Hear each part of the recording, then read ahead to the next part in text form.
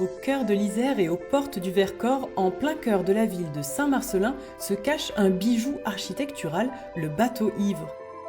Cette maison a été construite en 1956 par un collectif de 3 artistes, Pierre Sekeli, Vera Sekeli et André Bordery. Tous trois ont imaginé une maison comme on dessine une œuvre d'art. D'aspect extérieur, elle prend des airs de coquille d'escargot. À l'intérieur, c'est une cascade de couleurs et d'ingéniosité. La fresque créée par Vera Sekeli et André Bordery est un chef-d'œuvre de céramique oscillant entre terre et vent, eau et feu, ombre et lumière. Depuis 2007, la maison, son garage et son jardin sont inscrits au titre des monuments historiques. En 2021, elle devient propriété de la ville de Saint-Marcellin. Seulement voilà, la Belle Endormie se dégrade aujourd'hui. Son toit, classé et signé du designer Jean Prouvé, a besoin d'être restauré au plus vite. La ville de Saint-Marcellin et la Fondation du patrimoine lancent une cagnotte en ligne. Estimée à près de 250 000 €, la restauration de ce toit doit respecter de nombreux critères pour le préserver et l'embellir. Dès demain, avec un toit tout neuf, la maison pourra revivre et être ouverte au public.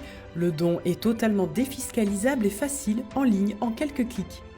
Pourquoi faire ce don? La maison est un écrin pour de nombreux événements. En juin 2023, une exposition des artistes Fernand Gréco et Renaud Lefebvre-Gane accueillait plus de 2000 visiteurs lors des week-ends du Bateau Ivre.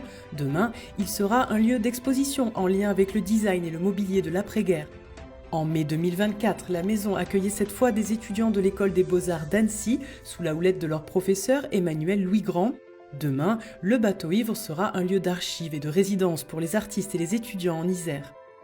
En mars 2025, nous lançons le format Escale au Bateau Ivre avec l'écrivain Aurélien Bélanger. Ce format propose d'y accueillir des artistes pour parler de leur carrière, comme le fit autrefois Agnès Varda en venant à Saint-Marcellin. Demain, ce sera encore un centre d'échange et d'écoute, ouvert à toutes et tous, qui accueillera des artistes renommés.